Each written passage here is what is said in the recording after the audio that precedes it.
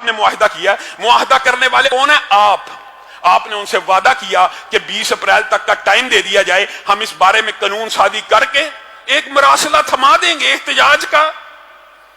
آپ نے عہد شکنی بھی کی، وعدہ شکنی بھی کی، اور جب حکومتوں کا زوال شروع ہوتا ہے میرے بھائیوں، کسی ایک واقعے کے اوپر، کسی ایک سانحے کے اوپر افسوس کا اظہار کر دینا اور اسی نوعیت کے دوسرے سانحے کے اوپر خوش ہونا، یہ فرقہ واریت، منافقت اور تعصب کی انتہا ہے۔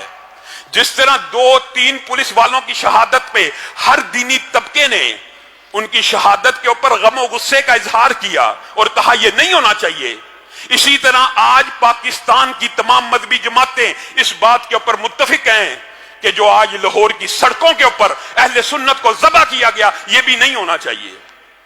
یہ کتنے افسوس اور دکھ کی بات ہے، وہ لبرل مافیا جو کئی دنوں سے، اور درست کہہ رہی تھی اس وقت کہ پولیس کے اوپر پتھراؤ نہیں ہونا چاہیے، پولیس والوں کو نہیں مارنا چاہیے، آج وہ کہاں ہیں؟ پولیس والوں کے فوتگی کے اوپر تو مذہب پسند اور اسلام پسند آپ کے ساتھ مل کے روتا ہے، اے پی ایس سانحے پہ مولوی آپ کے ساتھ مل کے روتا ہے، کوئی فوجی شہید ہو جائے آپ کے ساتھ مل کے اسلام پسند آنسو بہاتے ہیں، لیکن جب کوئی بارش فوت ہو جاتا ہے، جب کوئی بارش ذبح ہو جاتا ہے، جب کوئی بارش تشدد کی لہر میں آ کے ہلاک ہو جاتا ہے، تب مولوی بیچارہ اکیلا روتا ہے، تب لاش بھی اکیلے اٹھانی پڑتی ہے، تب جنازہ بھی اکیلے پڑھانا پڑتا ہے، تب زخمیوں کو بھی مسجدوں میں پناہ دینی پڑتی ہے، ہسپتالوں کے دروازے بھی ان کے لیے نہیں کھولے جاتے۔ یہ جو ظلم اور بربریت آج ہوئی ہے، صرف اسی کی مذمت نہیں، اس کا آغاز ہر حکومت اپنے پاؤں کے اوپر کلہاڑی مار کے کر دیتی ہے۔ آپ شاید بھول گئے ہیں، تمہیں یاد ہو کہ نہ یاد ہو، مجھے یاد ہے سب ذرا ذرا، جب مشرف کے جانے کا وقت آیا تھا اس نے کیا بلنڈر مارا تھا؟ لال مسجد کے اوپر شبہون مارا تھا۔ اس سانحے کی اس وقت بھی مذمت تھی، آج بھی مذمت کرنی چاہیے، اور یہ بات میں اپنے بریلوی بھائیوں کو اور اہل حدیث بھائیوں کو سمجھانا چاہتا ہوں۔ اس وقت دیوبندی شہید ہوئے تھے، اللہ کے فضل سے ہم نے تو اس وقت بھی مذمت کی تھی، ان کے ساتھ کھڑے تھے، بعض بریلوی بھائی اس وقت بڑا خوش تھے۔ اس کے بعد وہی سانحہ، اسی طرز کا سانحہ جب نواز شریف کی حکومت کا اقتدار غروب ہونے والا تھا، جب اس کی حکومت ڈھلنے والی تھی، ماڈل ٹاؤن کے اندر 14 بے گناہوں کو گولیاں ماری گئیں، اس وقت بھی ہم نے مذمت کی تھی۔ اس وقت بھی مذہبی طبقہ یہ کہتا تھا ظلم ہوا، لیکن تب بھی بعض لوگ کہتے تھے یہ اچھا ہوا۔ تمہیں چن چن کے الگ الگ کر کے مارا جا رہا ہے، اور ہر دفعہ تم کسی کے موت کے اوپر، شہادتوں کے اوپر، ہلاکتوں کے اوپر تالیاں بجاتے ہو۔ آج سانحہ لاہور نے لال مسجد اور ماڈل ٹاؤن کی یاد تازہ کر دی ہے، جس طرح لال مسجد کے بعد مشرف کا اقتدار نہیں تھا بچا، ماڈل ٹاؤن کے بعد نواز شریف کا اقتدار نہیں تھا بچا۔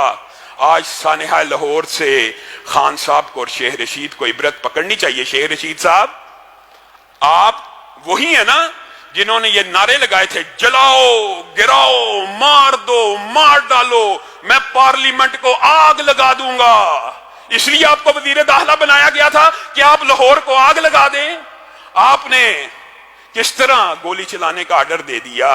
اگر مذہب پسندوں نے پولیس کی موت کے اوپر آپ کا ساتھ دیا کہ نہیں ہونا چاہیے، تو کیا آپ نے یہ سمجھ لیا کہ یہ نہتے اکیلے بیچارے مسلمان ہیں، روزہ رکھے میں ان کے اوپر گولیوں کا آرڈر ہو جائے گا اور آپ جی چاہے جس کو مرضی ذبح کرتے رہیں گے اور کوئی صدائے احتجاج کو بلند نہیں کرے گا؟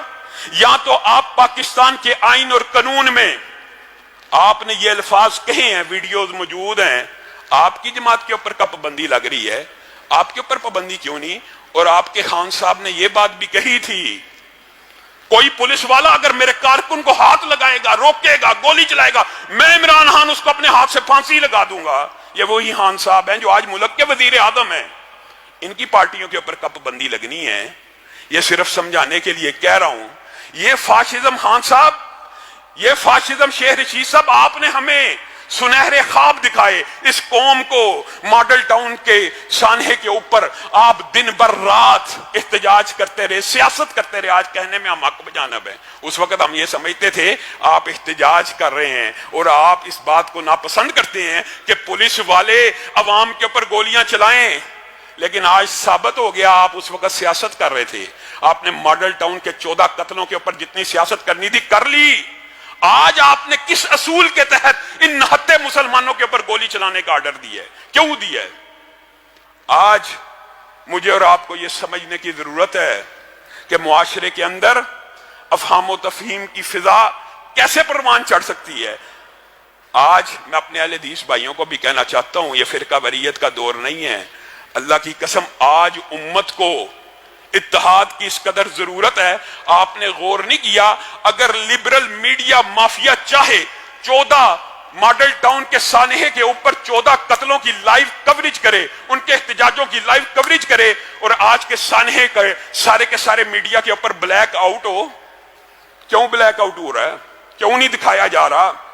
اس کا مطلب ہے میڈیا کو بھی کنٹرول کیا جاتا ہے۔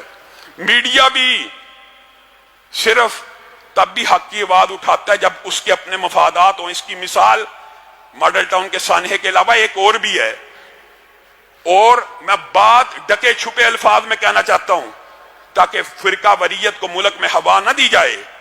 ہزارہ والے اگر بے گناہ شہید ہوں، میڈیا ان کو پراپوگیٹ تو کرے اور حکومت کے اوپر دباؤ ڈالے، کبھی فلاں وزیر جا رہا مذاکرات کرنے، کبھی فلاں وزیر جا رہا مذاکرات کرنے، حتیٰ کہ اتنا دباؤ ڈالا گیا کہ خان صاحب اب خود جائیے، آپ خود جائیے، جب تک آپ نہیں جائیں گے یہ دھرنا ختم نہیں ہوگا۔ خان صاحب کو بھی جانا پڑ گیا، خان صاحب کو بھی جانا پڑ گیا۔ تو اگر